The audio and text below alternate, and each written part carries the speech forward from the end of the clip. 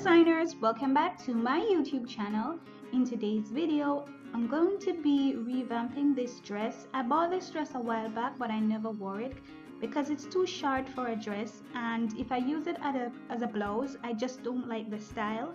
So what I'm going to be doing is picking the top section out. So I'm just going to be taking my seam ripper and I'm just going to be letting loose the gathering. Now this type of gathering is done with a machine, and once you just pull on it, it allows for it to loose freely. So I'm going to be picking out the whole entire top section. So you just pick it and pull it like that and it will loosen up. Now this is what the top looks like. As you can see just how much more fabric it is. It gives me a whole lot more fabric to play around with. Now this top section, I'm going to be using that for the front, the top of the front, and the two sleeves. The bottom section, I'm going to be using it for the top back section and the front and the back at the bottom of the blouse. I measured 8.5 inches and I cut that off, and that would be used for the back section. Meanwhile, I have the big section that will be left for the bottom section of the front and the back. For this piece, I separated it into three: the top section for the front and the two sleeves. This is what the pieces for the back and front at the bottom looks like. So I'm going to be joining them like that. Now for the back top, I joined the lines so they look more uniform.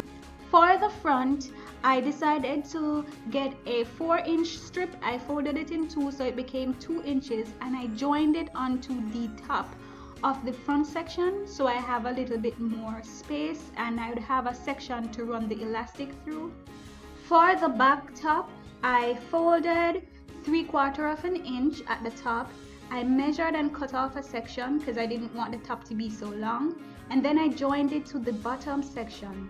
So this is what both of my pieces would look like, the front and the back. The back is a little bit longer than the front. Now when I joined both pieces together, I measured 5 inches from the top so I'll have a little bit of space for the armhole, and I only stitch about 8 inches going down, and I use my string and I put them right where I had the little joins in.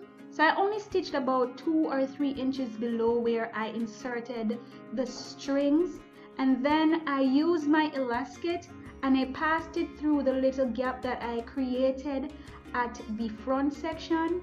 I shaped up my sleeves and I attached them. Of course, I did the little edges and I did the top as well, 3/4 inch.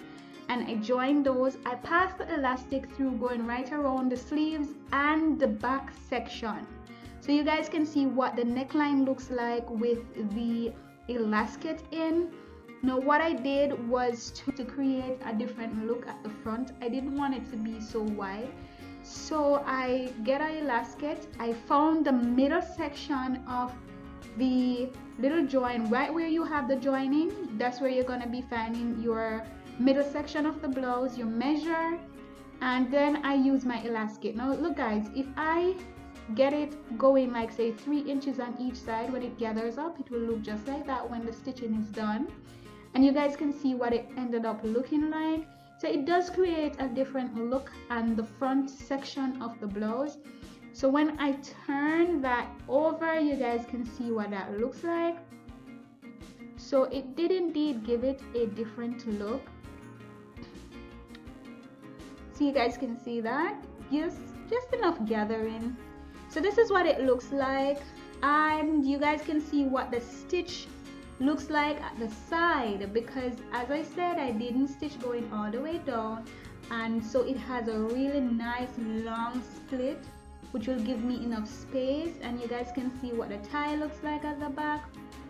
And yeah, so let me know what you guys think about this, and I'll see you guys again on a next video. Thanks for joining. Don't forget to like, comment, share, and subscribe.